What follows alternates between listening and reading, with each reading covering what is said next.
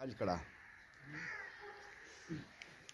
موږ دواړو فریقینو نه خوشحاله یو او خدای دې دواړو سره خو کړي، ځکه چې دا جرګه دا 10 کلي راپاتې خو چې دوه فریقین نه رضا کېږي، دا 10 کلي نشي رضا کولی.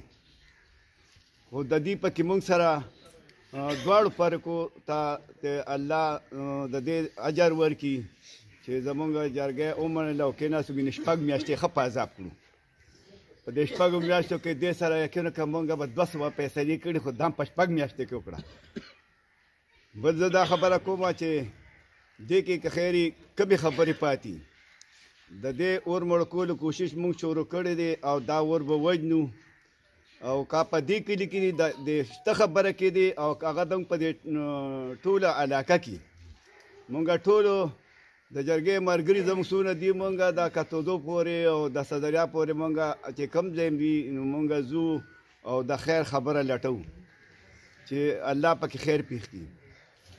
زه دواړو فریقینو ته یو خبره بله کوم چې د نن نه پس یو سړی به هم د بل لار کې موړه جوړو، لار کې لښتي ایستلو، دا به نه کوي. د دواړو فریقو سره چې څونه خلک راغلي دي، چا ټوپک راوړی دی، چا اسې راغلی دی، هر قسم امداد چا کړی دی، دا فیصله چې کېږي نو دې کې د هغه ټولو دا چې چا هم چا سره امداد کړي، هغې کې به یو فریق هم بل ته نه وایي چې هلکه تا پلانکي سره ټوپک راشي او تا والا سودا راوړی او یا بل یو منډه والا یو سره تاڼې ته تللی، یو سره کچرو ته تللی. دا به په دواړو فریقو پابندي وي.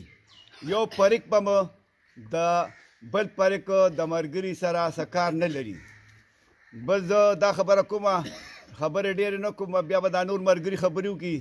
زه یو خبره کوم چې د دې نه پس فریقین ما خو ملګرو سلا نه کړې، خو په دې کې یو 10 لک روپۍ جرم دی چې د نن نه کېدو ټیک دی، ملګرو ټیک دی چې کوم فریق نن نه پس خلاف ورزي وکړه، مونږ جرګه به د هغه نه د هغه 10 لک روپۍ جرم غواړو.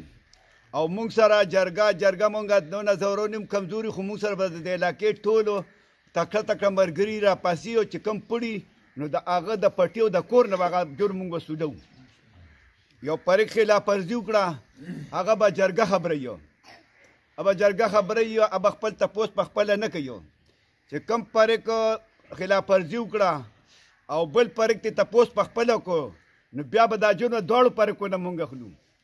که جرګې تپوس نه کړو نو هغه به جرګې ته کښېني، بغیر د جرګې نه به هغه دا نه کوي چې د پلانکي سړي زما باره کې یو سپکه خبره کړه یا هر قسمه خلاف ورزي وکړه نو یو فریق خلاف ورزي وکړه، هغه بل فریق به د هغې تپوس په خپله نه کوي، هغه به جرګه کوي. جرګه به ترې 10 لک روپۍ جرم هم اخلي او پړ به هم ورته وایي. که هغه دویم فریق تپوس په خپله وکړو نو چې څنګه جرم د مخکې نه اخلو نو داسې به د هغه دویم نه اخلو، ځکه چې خپل تپوس په خپل نه کوي، جرګه به یې کوي. نورې خبرې بس همدغه وي.